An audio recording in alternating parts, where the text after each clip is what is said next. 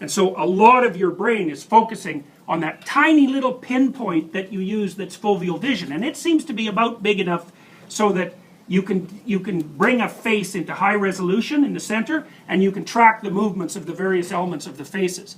If you look at someone and you look about 18 inches to their left or to the right, you'll see that you can't see their nose anymore. You see kind of a vague outline of their face. You can still see the color. You can detect their eyebrows, and you can detect their mouth, especially if their mouth moves or their eyes move. You just zero in on that right away. And again, so what's happening is that way out here, your vision is incredibly low resolution, and then the resolution increases to the center where it's very, very high. And then there's some tweaks, like, okay, you can't really see out here, but you can see motion. And that's good enough, because as soon as something moves, you can turn your head, because you can turn your head and your eyes, and then you can focus that little pinpoint on it and dance around, because that's what you do with the pinpoint. It moves around very rapidly. And then you can scan that central area with high resolution. And so it's an efficient use of limited resources. So partly the way that you manage in the world, which is very, very complicated, is that even your senses simplify it for you. You know, you can't see the entire spectrum of electromagnetic radiation. You can only see the visual light spectrum. It's very narrow. There's a whole range of sounds you can't hear. There's things you can't smell. So, you know, you're in a box and some things get through, but not everything. So that simplifies things for you right off the bat. And, you know, hypothetically, those things you do detect were those things that it was necessary for you to detect for you to be here over this vast span of time. And no doubt there were variants all the way through that tried to parse it up differently, slightly differently, and that didn't work out as well, so they aren't around. So you're around because of death and replication. So that, you know, it's an interesting take on death, eh? Because you're the product of an unbelievable number of deaths, right? Because all of those experiments had to take place in some sense for you to be here at all. So anyways, okay. Then, so you can see with your central vision that you focus in on one point and then you reduce the others to low resolution representations, maybe even cartoons. And then I also think, although I don't know this for sure and someone has undoubtedly done the work, my suspicions is that in the periphery you don't update. You know how your screen updates? 60 cycles a second, something like that. You update your vision at about 60 cycles per second. And we know that because if the screen resolution, or if the screen update decreases below 60 cycles a second, people can start to see it flicker. So we have a refresh rate, it's around 60 hertz. And some people can see flicker at higher hertz than that, but most people can't. 60 is about right. So that's another way that you deal with the fact that there's way too much for you to deal with. Your temporal resolution isn't very high. You know, so the smallest meaningful event for you is about 1/10 of a second long. Now, if you're in a car accident or you're in some situation where it's an emergency and you get a massive burst of dopamine, you might be able to speed that processing up by 100-fold. Who knows? But you're going to be absolutely exhausted instantly when you do that. I don't know if you've ever experienced that in a car accident or something like that, but people often report that time slows down dramatically, but then afterwards they're done. So the reason you don't see 1,000 times as fast as you do is because you'd have to be eating like a hummingbird, right? You need a big vat of nectar attached to you, and you'd be just sipping on it or gulping it down non-stop. So you're also kind of restricted in terms of your temporal resolution. Okay, well then what else do you do to simplify the world? Well, this is where the tool concept of concept starts to become useful, because you're actually aiming at things all the time. And I really like the aim metaphor, because if you understand the metaphor well, it really sheds some light on what human beings are like. Chimps are hunters, but they're not hunters like human beings are hunters. We're really, really good hunters. Chimps, they have to kind of mob an animal and then they'll tear it apart. And they like meat, so they'll definitely do it. But human beings have been hunting in an unbelievably sophisticated way for a tremendous amount of time. And there's a bunch of things about us that aren't like chimps. So one is we can throw. And our bodies are built for throwing. Now you might think, well, that's not that relevant. But if something is chasing you through the bush and you can throw a rock at it, it becomes relevant very quickly.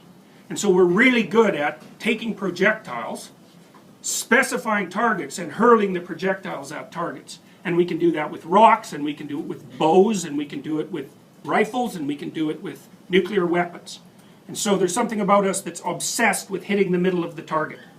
Now, there's an interesting side note for that, which is that the word sin is derived from the Greek word hamartia. And hamartia is an archery term that means to miss the center of the target. So now that's something very much worth thinking about. It's a very lovely concordance. And so we're built on this hunting platform. We can track moving things extraordinarily well. We have amazing eyesight. Our eyesight's better than any primate by a huge amount, and better than any other creature except for like hawks and other birds of prey. So, and we also so we have this amazing capacity to zero in. And here's some cool things about your eyes. So if you look at a gorilla, you'll see that a gorilla doesn't really have whites in their eyes. And you might think, well, that's kind of weird because we do. And so what's the hypothesis? Well, if I'm looking at somebody at the back of the room, I can tell if they're looking at my eyes. If they're looking at my nose, it's almost as if their face just gets a little bit vaguer, like we're not communicating. It's eye-to-eye contact. And so our ability to specify the direction in which another person's eyes are pointing is phenomenal. And you might say, well, why? Well, first of all, there's a lot of expression around the eyes, right? So you can imagine a coevolution. The coevolution is sharper and sharper vision associated with detecting eyes, and then also more and more evolution for emotional expression around the eyes. So there's that. But then the other thing that the reason that I would be interested in that is because I want to know what the hell you're up to. Because maybe you're a friend and maybe you're a foe, or maybe you're interested in something that I should be interested in. And so we know what people are like in that regard. So you go stand out in the corner and you look up. And soon there are 10 people gathered around you looking up. And why is that? It's because when they see where your eyes are pointed and embody you, they think, well, that person, they don't think this, it's the equivalent of thinking. They think, well, that person must be looking at something interesting because that's what people look at. And if it's interesting to them, then it's probably going to be interesting to me, especially if it's in the sky. It's like, what the hell? That's not supposed to be happening.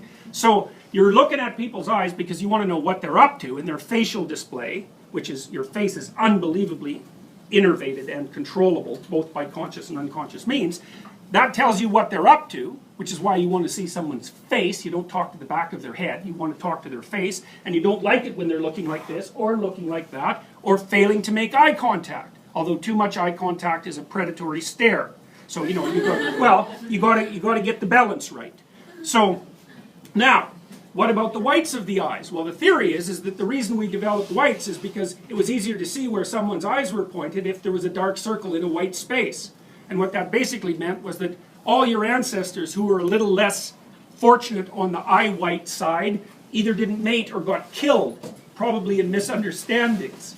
So our eyes stand out against this bright white background because that helps other people detect what we're up to, and that means we can trust each other more easily, and we can, even something as simple as like eye contact in a situation where there's a possibility of finding a sexual partner is a very important component of that, because eye contact indicates interest, and it also indicates, at least in principle, the possibility of approach. And so approach is dopaminergically mediated, and it's a positive emotional state. And that's also why, interestingly enough, if you go into a pharmacy and there's a rack of magazines, and what's on the cover? Always, almost always, beautiful woman. Like on 50% of the men's magazines, there's a beautiful woman, and on like 100% of the women's magazines, which is really interesting, because you might think, well, why is that? Well, and the woman's eyes are always looking out in a way that they're looking at you. So there was some interest. So it's an invocation of interest. And so, magazines evolve. All the ones that don't get bought fail. And so what's happened is they all converge to the same point. And the same point is the thing that's maximally interesting to a magazine purchaser is a beautiful female face, whether it's male or female. Now on the male side, there's also gadgets of all sorts. So, and that may be because men are more gadget-oriented than women. So, anyways. And we also know that, for example, with men, if you show them, this is a funny little study, so you show them the face of a beautiful woman, and her eyes are looking that way, or this way, or they're looking right at him. you can check the activity in the dopaminergic center in a place called the nucleus accumbens, which is the same place that cocaine hits. Face on eye contact, that thing lights up. It lights up even more if she's wearing a red dress. Right, and you can get the same kind of lighting up with a red curvy sports car. Yeah. So it's, you know, my thought when I read that was the perfect situation is like a beautiful girl dressed in red, perched on a sports car with some cocaine. Why red? Why red? Why red? Yes. That's a good question. I'm not exactly sure why. Oh, that's wrong. I do know why red. Ripe fruit. Women have co-evolved with ripe fruit. It's very sneaky of you, by the way. So that's why you know that. You just have to leaf through a women's magazine, and the lipstick is always associated with like apples that are glistening in some way, or a peach or something like that. And we were primarily fruit eaters. And the reason we have color vision is to detect fruit, ripe fruit. And so part of the reason that fruit turns red or colored when it ripens is because the fruit that was successfully eaten by creatures that distributed the seeds was the fruit that was ripe when it was eaten. And so as the color vision evolved, maybe there was a red tint for God only knows what reason, then a positive feedback loop developed and fruit got redder and redder, and at the same time women capitalized on that. So that's partly, I think, what explains the association between Eve and the apple in Genesis. Because Genesis is also a story about gaining sight. So, yeah, so that's why red. So that's pretty funny. I really think that's pretty funny. So, you know, evolved sensory significance is absolutely everywhere, you know, and it's so deep inside of us. Yeah. I'd have to wonder about blood, too. That seems like it also... Oh, yeah. Red's a significant color. But I think, I mean, and it's funny, too, because say there's a flushed face. Well, that means it's infused with blood. It's also a sign of health. It's also a sign of sexual arousal, but it is a sign of health. And so you see, in old Coke ads from the 1930s, the girl's cheeks are so red that, you know, it looks like she has a fever. So it's often a form of sexual signaling that indicates health. So that's another part. I mean, these are multiply determined, right? It is anything as complex as vision. Yeah, and blood means, hey, maybe don't go there, or maybe it means there's something to eat. Right.